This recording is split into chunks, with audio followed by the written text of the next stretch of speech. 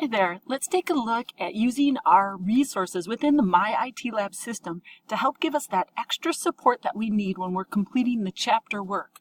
So you can see on the screen, I'm already within our course's Blackboard site. At the left, I'm going to click Pearson, MyITLab. And then from the middle, the link that you should have is here, MyITLab course content.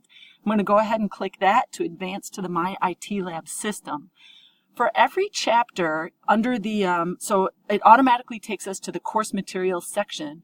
Under every chapter, we have extra resources that you can use, and the one that I highly recommend are called blue box videos.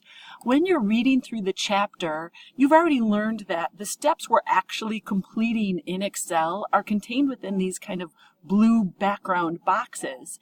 And the MyITLab system has videos created to show you how to do those activities. So what I'd like you to do as you're reading through the chapter is log into MyITLab, click on whatever chapter you're working on, click on Student Resources. So I'm using Chapter 3 as an example. I'm going to click on Student Resources.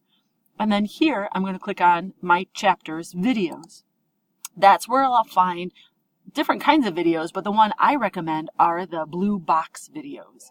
So I'm going to click that, and you'll see there are loads of them for every chapter. So again, as you're reading chapter 3, you'll come to a section that's kind of in a blue shaded box with the instructions for what you're to do in Excel.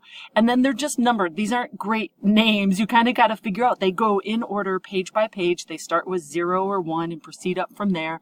So at the very beginning of the chapter, I'm going to pretend I'm just starting at the chapter. Then I'm going to click on blue box video 0 here, and I'm going to pull it up. And you can just watch them complete the task just by clicking play. Let's see if it pulls back. Oh, so maybe not the 0 one. Let me try this again. I'm going to click blue box video 1. Here we go. And then it'll show me exactly how to do that step in chapter 3. Can you hear it? It's very quiet. Use relative cell referencing. Right.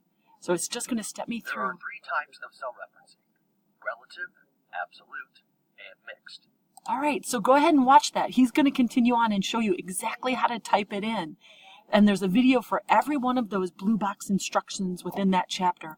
Go ahead and try to use this resource, and then let me know if you're free to meet on campus and we can go through this together as well.